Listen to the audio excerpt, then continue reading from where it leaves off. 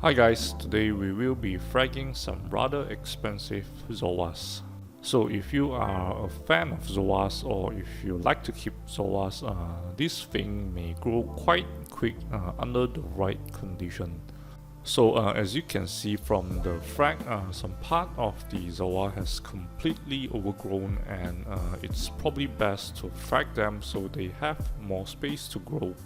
Fragging corals is a great way to keep this hobby alive, especially when you have a bit of success in culturing corals. Before cutting any zoas, please make sure that you are wearing a face mask to prevent any of the coral juice from squirting into your face.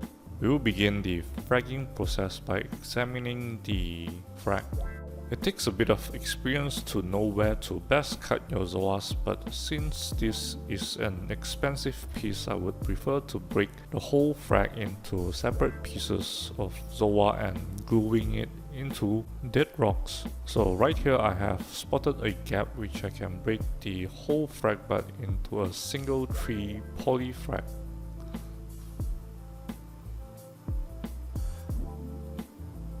Next, I would be putting some glue into some dead rocks.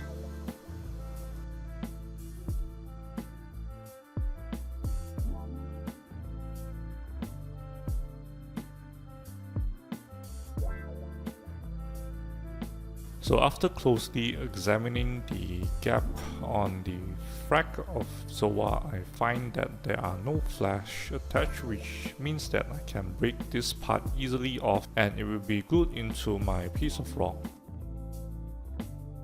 I will then mark the place which I want to break with a knife.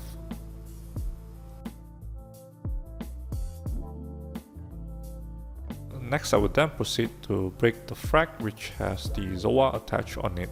So do take note that it is always safer if you break the frag which has the zoa attached on it instead of removing the zoa from the frag bud.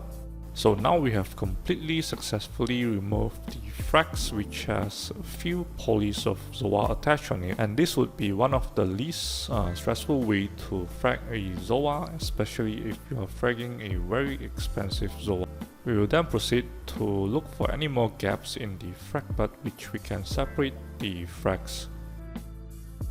As you can see here, I am trying to avoid breaking the flesh of the zoa, and instead I'm breaking the frag bud to avoid any stress on the zoa. So we have then successfully cracked the zoa away from the frag bud. It is now time to place some glue and attach the newly fragged zoa into our new stone. Next, place the newly fragged zoa into the same water that the zoa came from. Put the newly fragged zoa into low flow and low light area. Fresh zoa should also be placed away from any fishes that would otherwise be pecking the zoa. With experience and good skills, the zoa should be opening within a few hours from fragging time.